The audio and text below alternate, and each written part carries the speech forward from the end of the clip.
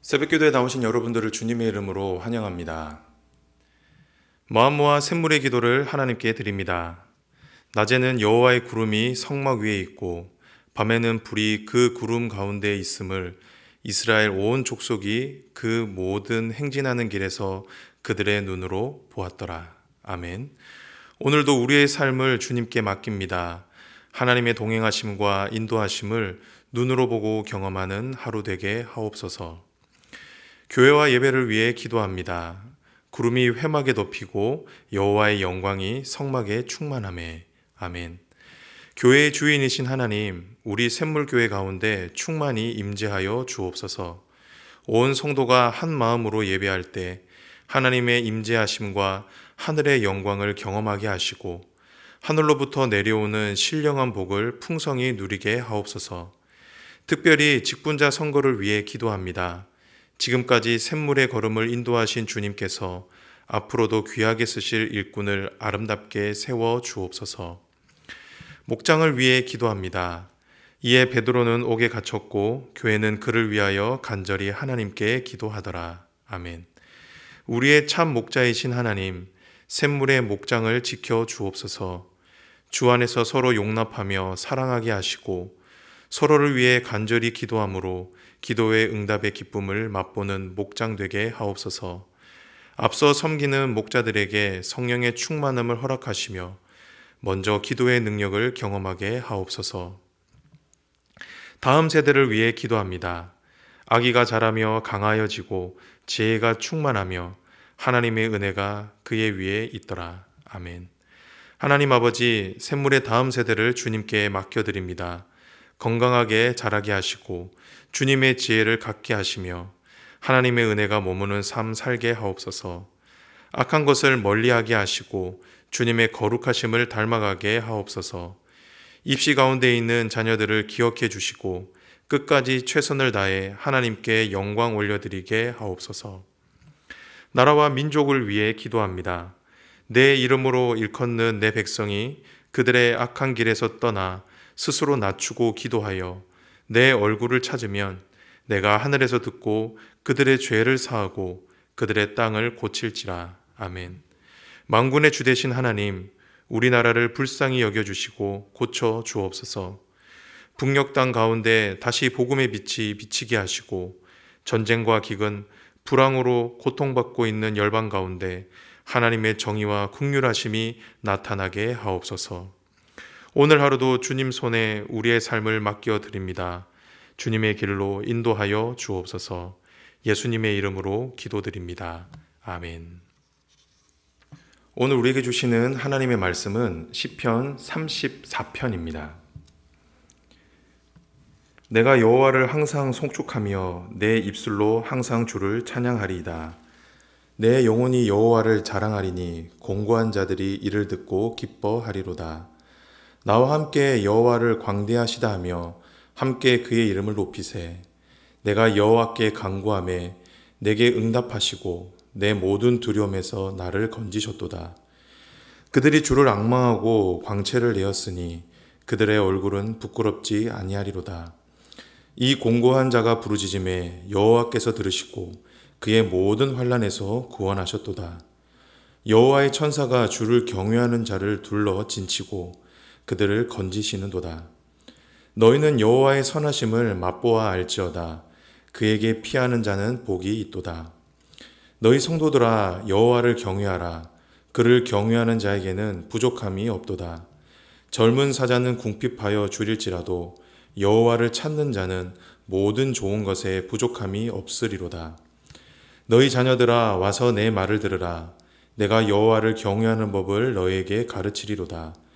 생명을 사모하고 연수를 사랑하며 복받기를 원하는 사람이 누구뇨? 내 혀를 악에서 금하며 내 입술을 거짓말에서 금할지어다. 악을 버리고 선을 행하며 화평을 찾아 따를지어다. 여호와의 눈은 의인을 향하시고 그의 귀는 그들의 부르짖음에 귀 기울이시는도다. 여호와의 얼굴은 악을 행하는 자를 향하사 그들의 자취를 땅에서 끊으려 하시는도다. 의인이 부르짖음에 여호와께서 들으시고 그들의 모든 환난에서 건지셨도다. 여호와는 마음이 상한 자를 가까이 하시고 충심으로 통회하는 자를 구원하시는도다. 의인은 고난이 많으나 여호와께서 그의 모든 고난에서 건지시는도다. 그의 모든 뼈를 보호하시며 그 중에서 하나도 꺾이지 아니하도다. 악이 악인을 죽일 것이라. 의인을 미워하는 자는 벌을 받으리로다. 여호와께서 그의 종들의 영혼을 속량하시나니 그에게 피하는 자는 다 벌을 받지 아니하리로다. 오늘 우리가 함께 읽은 시편 34편은 다른 시편들과는 달리 기록 배경이 분명한 시편 중에 하나입니다. 표제를 보면 다윗이 아비멜렉 앞에서 미친 채 하다가 쫓겨나서 지은 시다라고 기록되어 있는데요. 이는 다윗이 사울을 피해 블레셋으로 망명했을 때 가드 왕 아기스 앞에서 미친 채 했던 사건과 연관이 되어 있습니다. 즉 다윗의 인생 중 가장 밑바닥까지 내려갔을 때 불렀던 노래였다라는 것이죠. 그런데 참 재미있는 사실은 이 시편은 단지 다윗 개인의 시편에 머물러 있지 않았다라는 겁니다. 다윗은 자신의 개인적인 경험을 공동체적 노래로 승화를 시켜 이스라엘 백성들도 함께 부르기를 원했는데요. 그런 점에서 오늘 시편은 찬양시인 동시에 교훈시라고 할 수 있을 것 같습니다. 그렇다고 하면 오늘 시편을 통해 다윗이 우리에게 전해주고자 하는 메시지, 교훈은 무엇일까요? 다윗이 자신의 인생 밑바닥에서 경험했던 것은 무엇이었을까요? 오늘 말씀을 통해 함께 살펴보도록 하겠습니다. 첫 번째 교훈입니다. 그것은 바로 이 세상 그 어디에도 안전한 곳은 없다라는 것입니다. 이것이 다윗이 오늘을 살아가는 저와 여러분에게 주시는 메시지입니다. 앞에서 언급했지만 이 시편은 다윗이 사울을 피해 블레셋으로 도망갔을 때 기록된 시편이었습니다. 우리가 성경 말씀을 익히 배워서 알고 있지만 이스라엘 민족에게 블레셋은 가장 오래된 원수와 같은 민족이었습니다.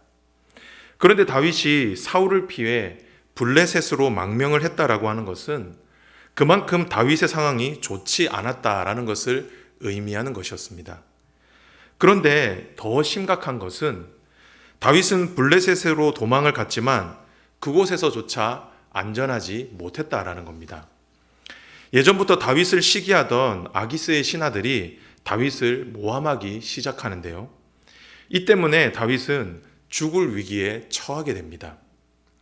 그런데 그때 다윗이 취했던 행동이 무엇이었습니까? 왕 앞에서 침을 흘리며 미친 채 하는 것이었습니다. 여러분, 다윗이 누구였습니까? 다윗은 하나님께 기름 부음 받은 사람이었습니다. 그리고 다윗은 당대에 가장 뛰어난 장수 중에 한 명이었죠. 그런데 자신의 목숨 그거 하나 부지하기 위해 미친 채를 하고 있다니요. 어떻게 보면 이 일은 다윗 평생에 있어서 지우고 싶은 기억이요 사건이었을 것입니다. 이처럼 다윗은 자신의 인생에서 가장 비참한 순간을 맞이하게 되는데요. 그때 다윗이 깨달았던 것이 무엇입니까? 그것이 바로 이 세상 그 어디에도 안전한 곳은 없다라는 것입니다. 우리는 이런 다윗의 깨달음을 오늘 시편을 통해서 잘 볼 수가 있습니다. 10절인데요. 젊은 사자는 궁핍하여 줄일지라도 여호와를 찾는 자는 모든 좋은 것에 부족함이 없으리로다. 여기에서 젊은 사자는 아마도 다윗 자신을 의미했을 것입니다. 왜냐하면 얼마 전까지만 하더라도 다윗은 젊은 사자와 같이 강하고 승승장구했기 때문이죠. 아마 다윗은 이런 자신감으로 블레셋으로 들어갔을 것입니다. 자신이 살 수 있는 유일한 길이라고 생각했기 때문이죠. 하지만 다윗은 이런 자신만만했던 자신이 어떻게 되었다라고 고백하고 있습니까? 궁핍하여 줄일지라도. 무슨 말이죠? 철저히 실패했다라는 것입니다. 성도 여러분, 이처럼 이 세상 그 어디에도 안전한 곳은 없습니다. 내가 지금까지 믿고 신뢰했던 이 세상의 피난처는 모두 허상과 같은 것입니다. 지푸라기로 지은 집과 같이 작은 바람에도 날아가 버리는 것이 내가 지금까지 이 세상에서 의지하고 바라봤던 것이라는 것이죠. 바라기는 참 뼈아픈 진실이지만 다윗이 자신의 삶으로 뼈저리게 경험한 이 교훈을 저와 여러분의 교훈으로 삼으시기를 바랍니다. 그리하여 이 세상 가운데 내가 만들어 놓은 공중 누각을 의지하며 살지 않기를 주님의 이름으로 부탁드립니다.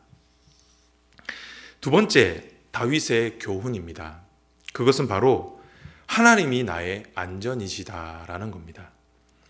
우리는 앞선 다윗의 경험을 통해 이 세상 그 어디에도 안전한 곳이 없다라는 것을 배웠습니다.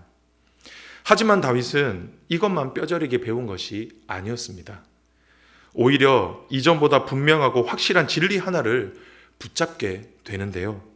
그것이 무엇이냐면 바로 오직 하나님만이 나의 피난처요 안전이시다라는 겁니다. 우리가 시편 34편을 쭉 읽어보았지만 이런 다윗의 고백이 처음부터 끝까지 잘 묻어있지 않습니까? 우리 몇 구절만 찾아볼까요? 6절과 7절입니다. 이 공고한 자가 부르짖음에 여호와께서 들으시고 그의 모든 환난에서 구원하셨도다. 여호와의 천사가 주를 경외하는 자를 둘러 진치고 그들을 건지시도다. 19절과 20절입니다. 의인은 고난이 많으나 여호와께서 그의 모든 고난에서 건지시는도다. 그의 모든 뼈를 보호하시며 그 중에 하나도 꺾이지 아니하도다. 제가 따로 설명을 드리지 않아도 우리는 이 말씀들을 통해 하나님께서 다윗을 어떻게 도우시고 구원하셨는지를 잘 알 수가 있습니다. 그런데 우리가 여기에서 반드시 기억해야 하는 것은 이 다윗의 신앙 고백은 단지 다윗의 바람이나 감정이 아니었다라는 것입니다. 다윗의 이 고백은 자신이 직접 몸소 경험한 후에 자신의 입술로 고백했던 노래라는 것이죠. 즉 자신의 삶을 관통했던 간증이었다라는 것입니다. 성도 여러분, 다윗의 경험을 통해 하나님께서 우리에게 주시는 메시지는 무엇입니까? 나를 안전하게 하실 분은 오직 하나님 한 분밖에 계시지 않는다라는 것입니다. 하나님만이 나의 산성이시오. 하나님만이 나의 요새시오. 하나님만이 나의 피난처가 되신다라는 것이죠. 그렇게 하나님께 피하는 자는 참된 안전을 보장받을 수 있는 것입니다. 사랑하는 성도 여러분, 혹시 이 세상의 것을 의지하다가 낭패 보신 적이 있으십니까? 이 세상의 것들을 믿고 의지하다가 큰 실패를 경험하신 분들은 계시지 않습니까? 만약 그렇다고 한다면 다윗의 고백과 같이 하나님께로 돌이키시기 바랍니다. 하나님께만 부르짖으시고 하나님께만 은혜를 구하시길 바랍니다. 하나님께로 피해 보시기를 바랍니다.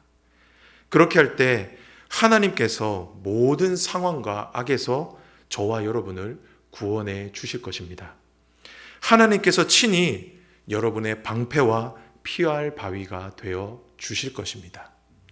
바라기는 이 사실을 믿음으로 받으시고 하나님만을 의지할 수 있는 저와 여러분이 되시길 주님의 이름으로 축복합니다.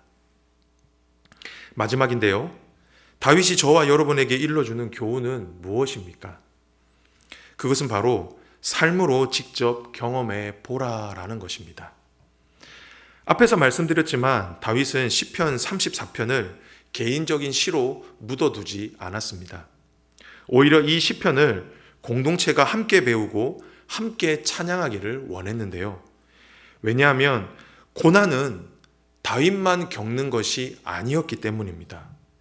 하나님을 믿는 모든 사람에게는 고난이 따를 것이기 때문이었죠. 사무엘상 말씀을 보면 아기스에게 쫓겨난 다윗은 아둘람 굴로 피하게 되는데 그 소문을 듣는 많은 사람들이 그곳으로 모였다라고 기록하고 있습니다. 그런데 당시 다윗에게 모인 사람들의 면면이 어떠했는지 아십니까? 사무엘상 22장 2절입니다. 환난당한 모든 자와 빚진 모든 자와 마음이 원통한 자가 다 그에게로 모였고 그는 그들의 우두머리가 되었는데 그와 함께한 자가 400명 가량이었더라. 다윗에게 어떤 사람들이 모였습니까? 환난 당한 자, 빚진 자, 마음이 원통한 자가 모였다라고 기록하고 있습니다. 즉 다윗과 같이 사울에게 핍박받던 사람들이 다윗에게로 모였다라는 것이죠. 그렇기에 다윗은 자신이 경험했던 것을 그곳에 모인 사람들에게 가르쳐주고 싶었던 것입니다. 그래서 이 시편 34편을 지은 것입니다. 너희들도 하나님을 의지하라는 것이죠. 나를 의지하는 것이 아니라 하나님을 의지하라는 것입니다. 이런 의미를 잘 살려서 우리 한번 8절을 한번 보시기를 바랍니다. 너희는 여호와의 선하심을 맛보아 할지어다. 그에게 피하는 자는 복이 있도다. 무슨 말입니까? 너희도 나와 같이 여호와의 선하심을 경험했으면 좋겠다라는 것입니다. 그런데 우리가 여기에서 주목해 봐야 하는 것은 맛보아 알지어다라는 표현입니다. 다윗은 왜 이런 표현을 사용했을까요? 그것은 바로 하나님이 우리의 안전이시다라는 것은 경험으로만 아는 것이기 때문이라는 겁니다. 100번 듣는다고 해서 100번 글로 배운다라고 해서 아는 것이 아니라는 것이죠. 오히려 삶의 고난 중에 부딪히고 깨지고 실패하면서 배워야 하는 진리가 바로 이 진리라는 것입니다. 그렇기에 무엇이라고 다윗이 고백합니까? 의인은 고난이 많으나 여호와께서 그의 모든 고난에서 건지시는도다. 다윗은 의인에게는 고난이 많을 것이다 라고 기록합니다. 성도에게 고난은 필연이라는 것이죠. 하지만 어떻다라는 것입니까? 하나님께서 모든 고난에서 건지실 것입니다. 그렇게 어떻게 하라는 겁니까? 고난을 피하지 말고 오히려 고난을 통해 하나님의 구원하심을 경험하고 하나님을 더 깊이 알라라는 것입니다. 사랑하는 성도 여러분, 우리도 인생을 살다 보면 글로 배우는 것보다 경험으로 배우는 것이 더 크게 다가올 때가 있음을 알 수가 있습니다. 이것은 우리 신앙생활에도 마찬가지로 적용이 되는 말씀인데요. 저와 여러분은 성경 공부를 통해 하나님이 어떤 분이신지를 배울 수도 있지만 내 삶에 직접 역사하신 하나님을 통해 하나님을 더 깊이 배울 수가 있습니다. 그리고 이 경험은 앞으로 우리의 삶에 있어 큰 자산이 되기도 하죠. 그렇기에 우리는 우리 앞에 놓인 고난을 단순히 내 삶 가운데 찾아온 불청객이라고 여겨서는 안 되고 고난 가운데 나와 함께 하시고 도우시는 하나님을 알아가는 학습의 장으로 받아들일 필요가 있습니다. 그렇게 할 때 저와 여러분은 그 고난을 통해 내 삶을 비집고 들어오셔서 내 삶 가운데 개입하시고 역사하시는 하나님을 경험하게 된다라는 것입니다. 그리고 그 경험은 앞으로 우리의 삶 가운데 맞닥뜨려질 그 고난을 능히 감당하고 이기는 데 큰 자산이 되는 것이죠. 바라기는 이 사실을 믿음으로 받으셔서 여러분이 당하는 고난을 하나님을 더 깊이 경험하는 장으로 삼으시고 그렇게 하나님을 깊이 경험하며 사실 수 있기를 주님의 이름으로 축복합니다. 말씀을 정리하도록 하겠습니다. 오늘 저와 여러분은 다윗이 고난을 통해 깨달은 교훈을 함께 묵상해 보았습니다. 그 교훈이 무엇이었습니까? 첫 번째는 이 세상 그 어디에도 안전한 곳은 없다라는 것입니다. 그리고 두 번째 교훈은 우리의 안전은 오직 하나님께만 있다라는 것이죠. 하나님께 피하는 자가 구원을 받을 수 있다라는 것입니다. 그리고 마지막으로는 우리의 삶을 통해 이 진리를 배우고 익혀라라는 겁니다. 고난을 피하지 말고 그 고난을 통해 나와 함께 하시는 방패 되시는 하나님을 경험하며 살라라는 것이죠. 사랑하는 성도 여러분, 우리의 신앙은 시간이 지난다라고 해서 자연적으로 성장하거나 성숙해지는 것은 아닙니다. 우리의 신앙은 내 삶 속에서 부딪히고 깨지고 실패하면서 성장하고 성숙해져 가는 것입니다. 다윗도 이런 많은 시간들을 통해 신앙이 성장하고 성숙했습니다. 바라기는 이 사실을 믿음으로 받으시기를 바랍니다. 그리하여 우리의 삶에 찾아오는 고난을 단순히 피해야 할 것으로 생각하지 마시고 이 고난을 통해 하나님을 더욱 깊이 알아가고 하나님을 더 깊이 경험하는 시간으로 삼을 수 있는 그런 귀한 믿음의 사람들이 되시기를 주님의 이름으로 축복합니다.